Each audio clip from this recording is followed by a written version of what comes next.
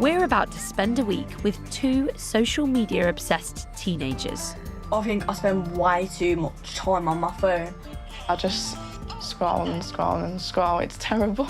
What happens when they give up their smartphones and allow us to film the whole thing? I did know that I was going to struggle for like the first bit, but I didn't know I was going to struggle this hard.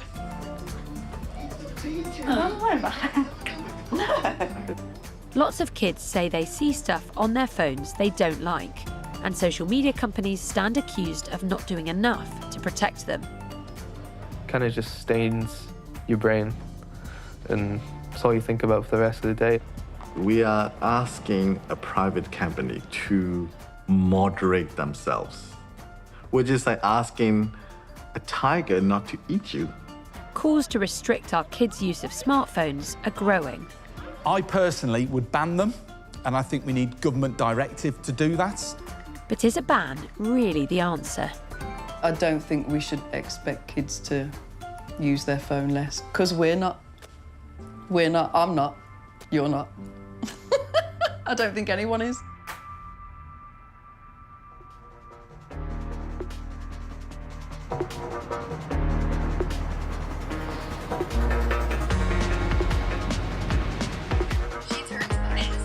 On the outskirts of Birmingham, 14-year-old Josh says he can spend up to 10 hours a day on his smartphone.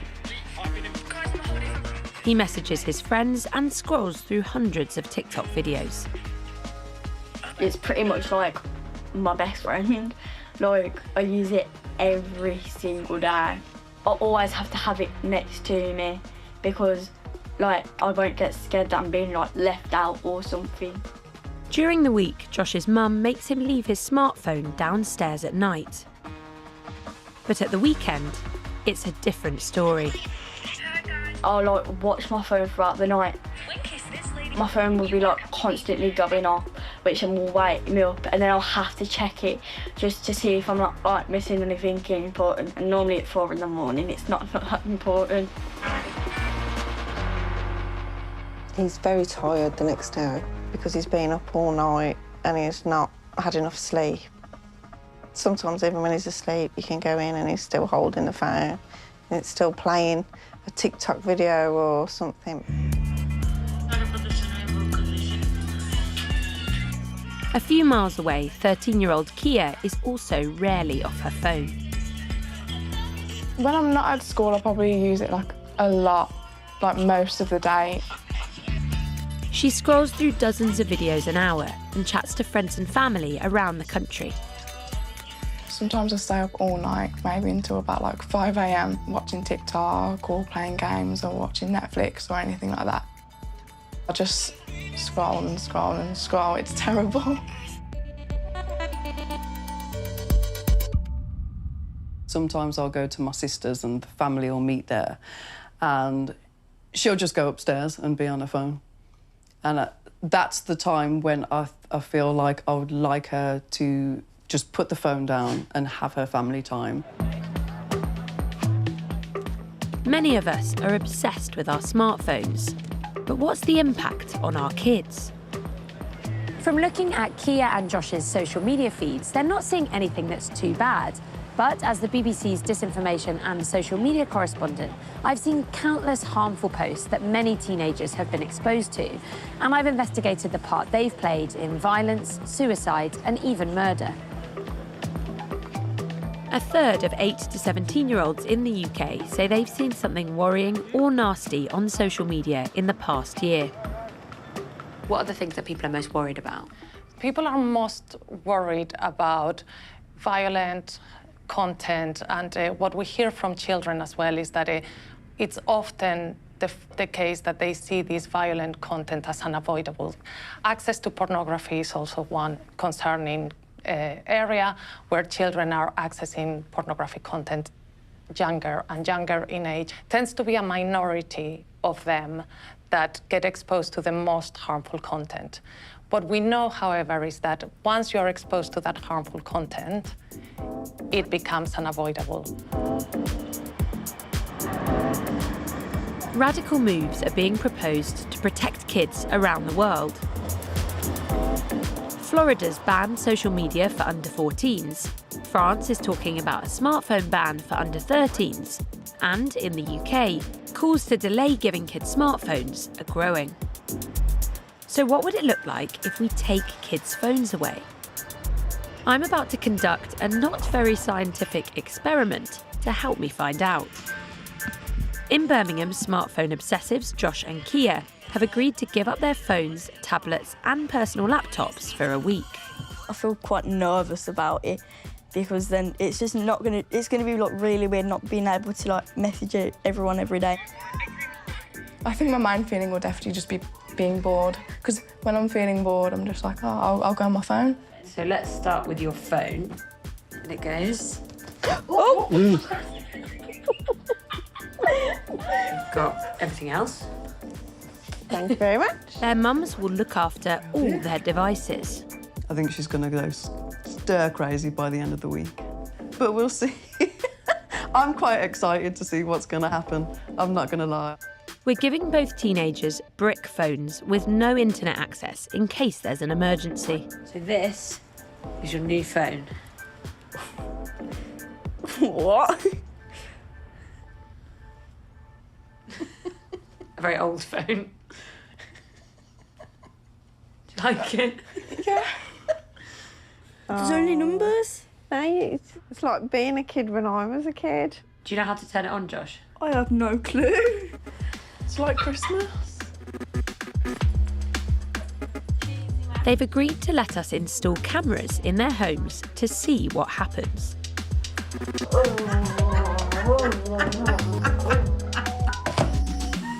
That's too big. That one's too big. That one's... Good night.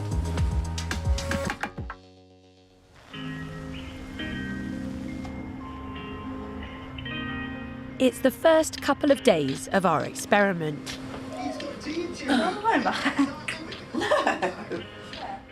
Josh used to be woken in the night by friends' messages, but now he's sleeping better and starts the week with purpose. My day was like a lot more productive. Like I ended up writing a to-do list, and at the end I was just so impressed with myself. Let's write a to-do list for tomorrow. I cleaned my room, like got the vacuum out and everything, and got the polish out. I think it's actually immaculate right now.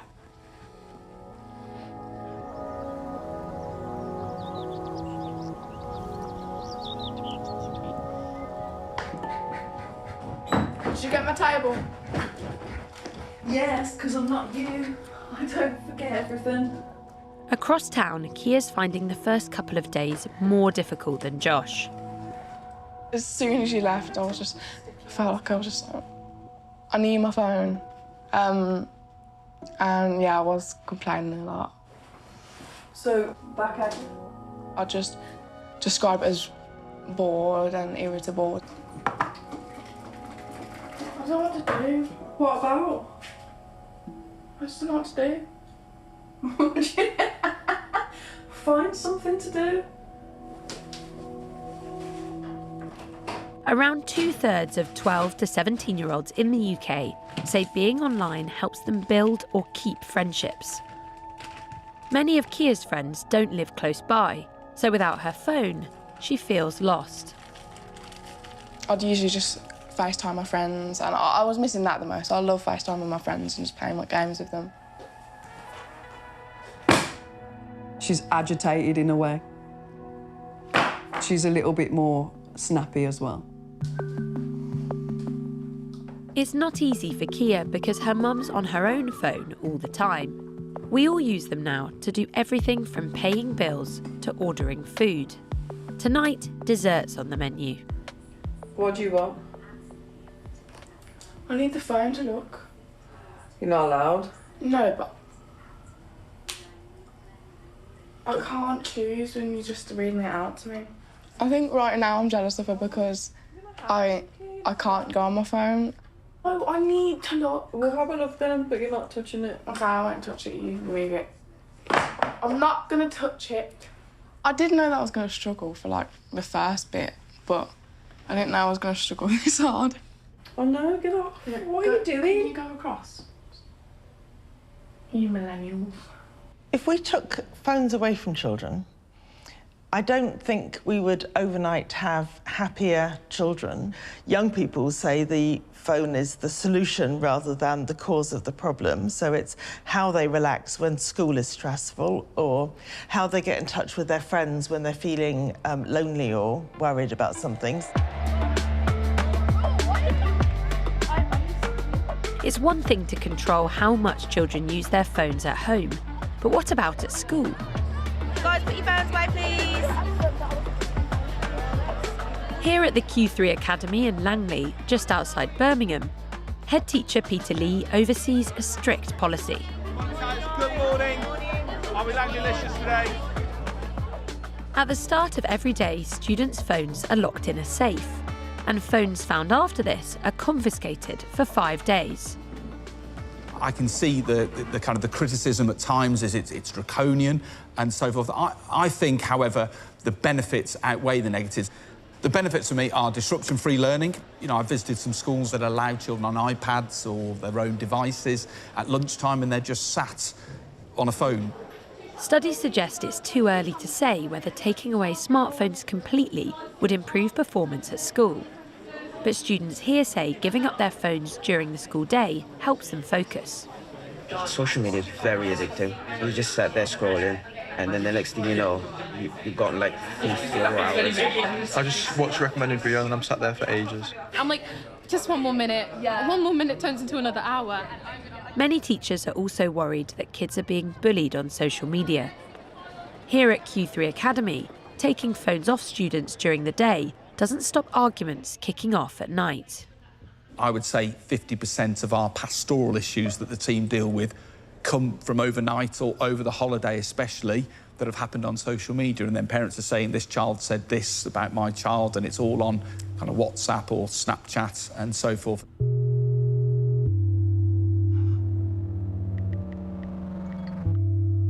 Children are more likely to be bullied in person than they are online. But if it happens on a phone, it can feel relentless. What we do have is evidence that bullying is now more 24/7 because it's always there on your phone and it's hard to escape.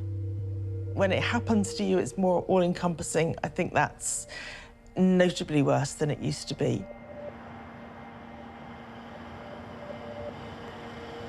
Josh.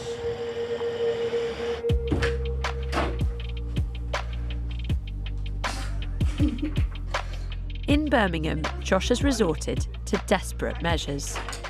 My mumsy is the best. I don't have a phone. I am losing the will to live. I do not have a phone.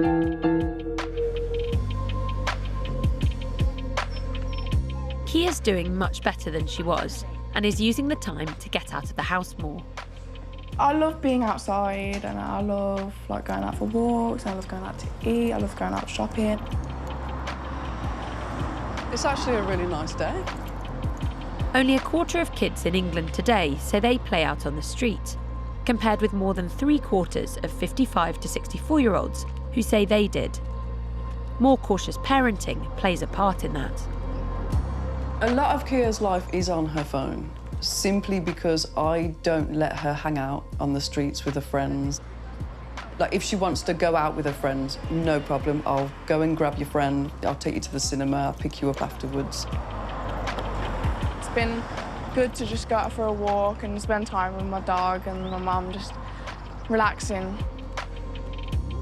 Over the last 10, 20 years, we have reduced free playtime at school. We have reduced what many children used to love, which was the walk to and from school, because we drive them about everywhere.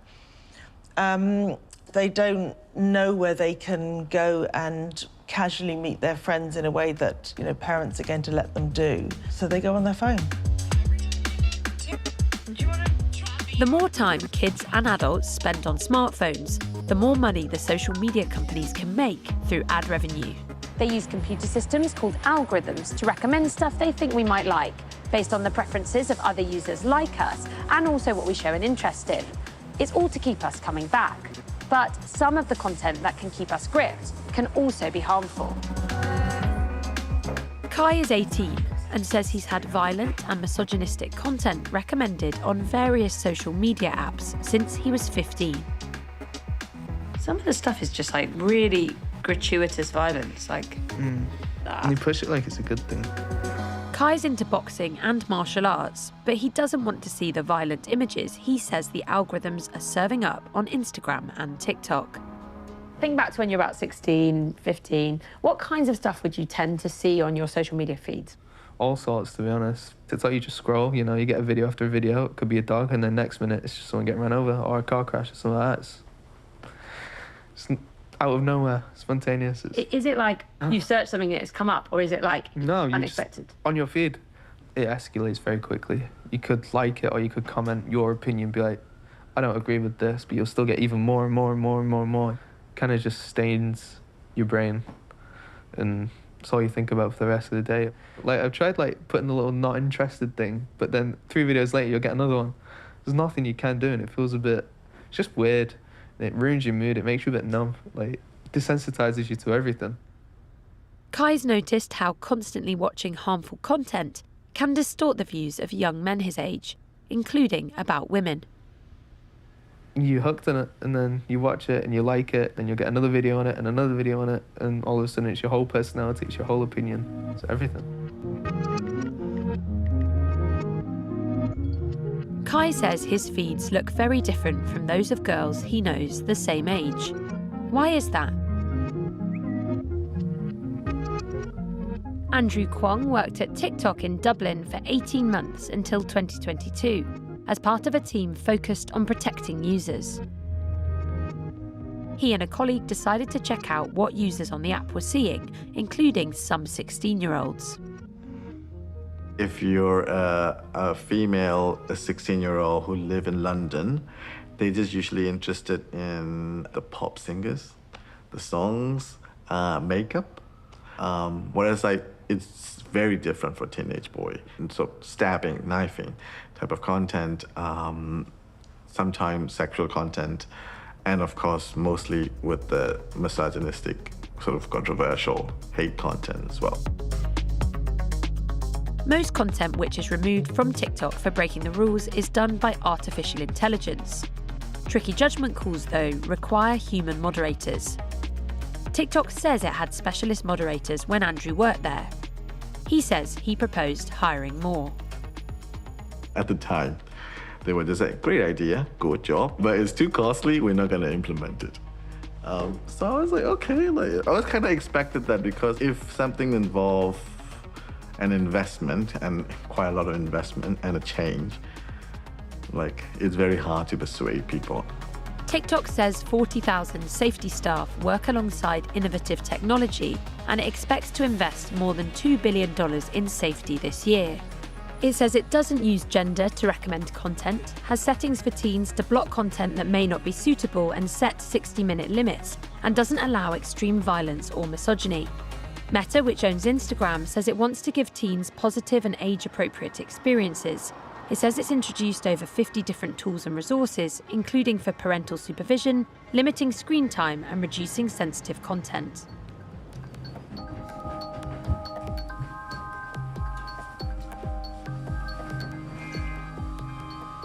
I just feel like I'm on Gogglebox. Kia got her first smartphone when she was 7 and soon found herself thinking about how she looked. When I was younger, I definitely used to feel insecure, like when I was 9. I'd see these girls on TikTok with the really nice bodies, and they'd be dancing. I used to wear baggy clothes because I thought that it was disgusting to be fat. And I used to think I was fat when I wasn't. But social media and their unrealistic things made me feel like that. The time she was saying those things was really upsetting. She was chatting to me, she was chatting to my sister. Have you sorted out your homework here? No. Why? Having a strong family helped Kia at that time massively. It was hard, but we did it.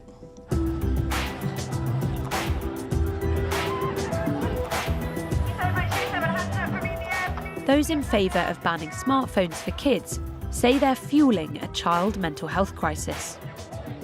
Being a teenager is a really hard period of everyone's life.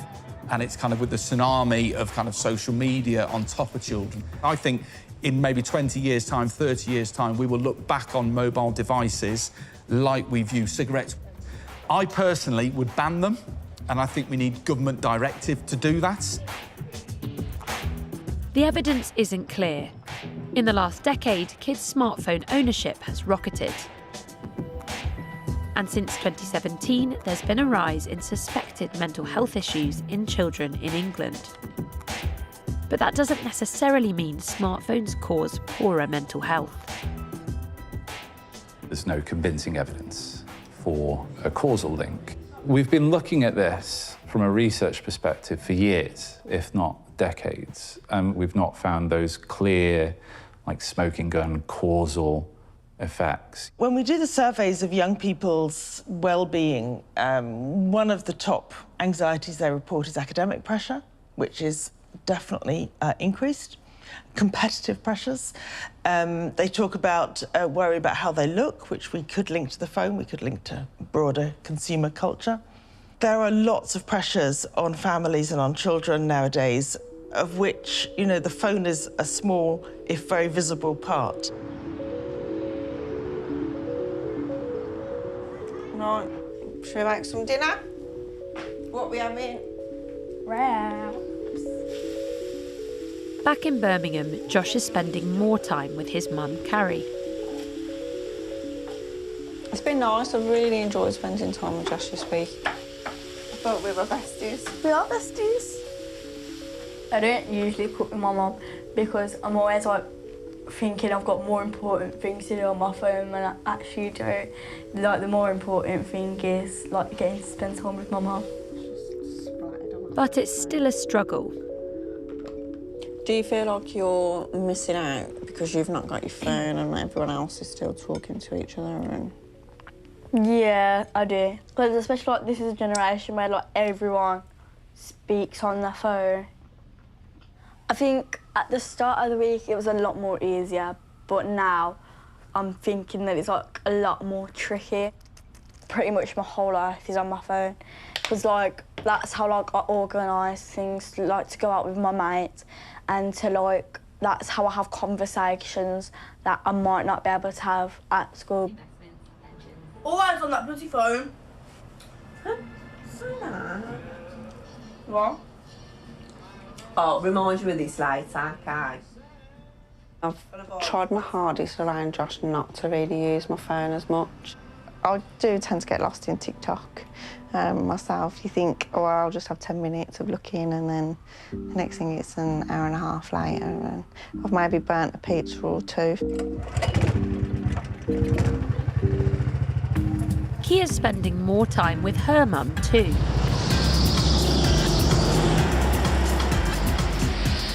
Vienna works at a go-karting track, and she's brought Kia along to stop her feeling bored. There are lots of things parents could do, some of which are about providing alternatives, about doing other things together, about finding just kind of ways of keeping the phone in balance so that it's not all focused on that bit of technology. This was much better compared to my phone. It's so fun because you're actually doing something other than just like sitting there and being on the phone. You're actually doing something. It's really fun. For years, social media companies have largely been left to police themselves.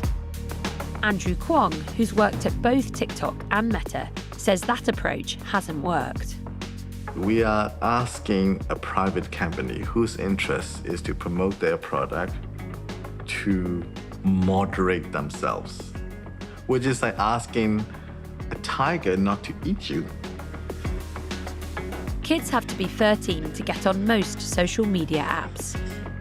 Now, a new UK law will force social media firms to verify kids' ages and stop them recommending porn or other harmful content. Media regulator Ofcom is in charge of enforcing it. Fixing algorithms is a very important element of the solution. So content that is pornographic, promotes suicide, self-harm, or eating disorders, that we are suggesting that all that content should be out of the feed of children and young people. Then for other categories like violent content or hateful content, we want the prevalence of that content to be very much reduced in the algorithm. How feasible is it in reality? I'm an optimist in terms of the potential of technology. And is it possible? I think, of course, it is possible. Ofcom says it can fine social media companies or could even bring criminal prosecutions if they don't do enough. But measures won't come in until 2025.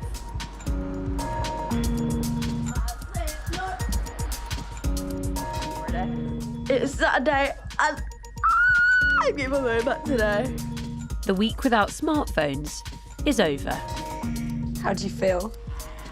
Excited. And there you go. Get to hold my phone. First up, I'll cry.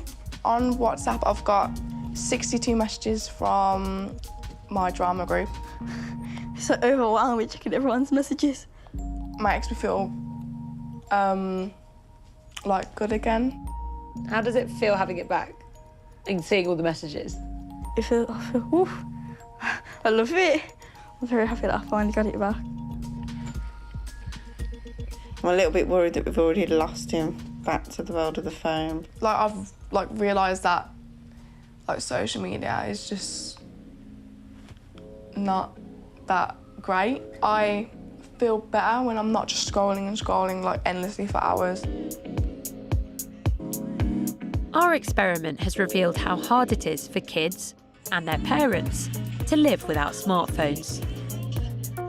I think the focus on bans is maybe the wrong thing at the minute. This thing that we've got in our pocket is amazing. Of course there are going to be benefits to that, but there are negatives there as well, and we need to consider what the balance is between benefits and risks. What many teenagers want is to keep the good bits on their phones and get rid of the bad bits. Ofcom says social media companies need to give kids more power to decide what they don't want to see. If I say I dislike it, you can stop showing me now. I feel like social media companies don't respect your opinion. Our phones are here to stay. Now the pressure's on to make sure kids can use them more safely. I don't think they should take away smartphones for kids. I think they're great for learning. I think they're great for socialising for kids that can't go out. I don't think there's any comeback from how far we've gone into the digital world. And hopefully they'll just find ways of making sure that the younger kids are more protected than they have been in the past. Good night.